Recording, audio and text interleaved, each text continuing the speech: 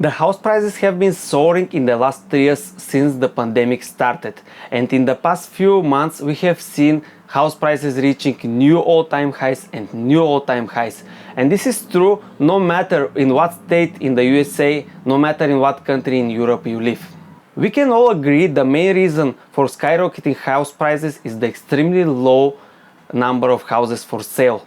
Even if you haven't been looking for a new house in the recent few weeks, you can't have overheard the fact that today's real estate market is the market of the sellers and not the market of the buyers. What we don't agree on is what's causing the extremely low number of houses being supplied to the market.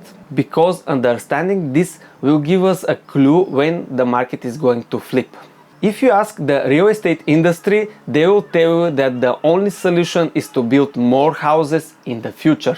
So in other words, their unspoken truth is that you can't drive the house prices lower today. The industry conveniently ignores the other part of the equation, the number of houses being sold, because the number of houses for sale today is equal to all of the houses being put on the market minus the number of houses being already sold. The supply of houses today is so low because the buyers bought so many houses and put them down from the list of selling houses. Mathematically, when investors buy more houses, there are less houses for sale, which is logically.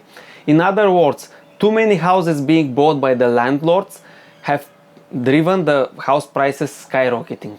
We have seen extremely high levels of inflation in the past few months. Even if the factors that drive the inflation higher could abate in the medium term, the resultant pressure for the wages and the resultant increase in the production costs will drive the inflation much higher than the targeted 2% at least until the beginning of 2023. And while the office sector has been on the recovery since it was very hard hit during the pandemic, the residential homes are seen as a more defensive asset amongst the other real estate classes.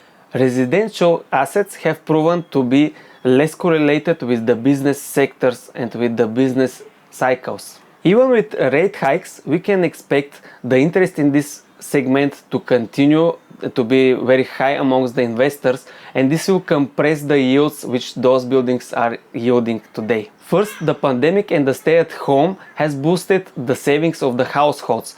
For example, in 2020 and 2021, the household savings rate has increased to 19% from 13% in 2019 prior to the pandemic. Households have accumulated large savings who can be used as a down payment for buying housing. This is the same case with my personal household, as we have accumulated high savings which we wanted to use today for down payment for our second house. Second, the low interest rate environment and the real interest rates being in negative territory have driven many investors into the sector.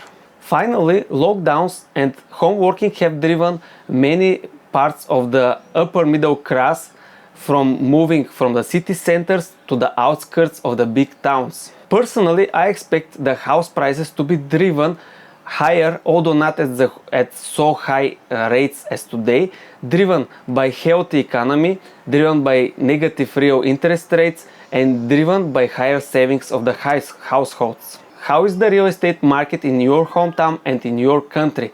Let me know in the comments below.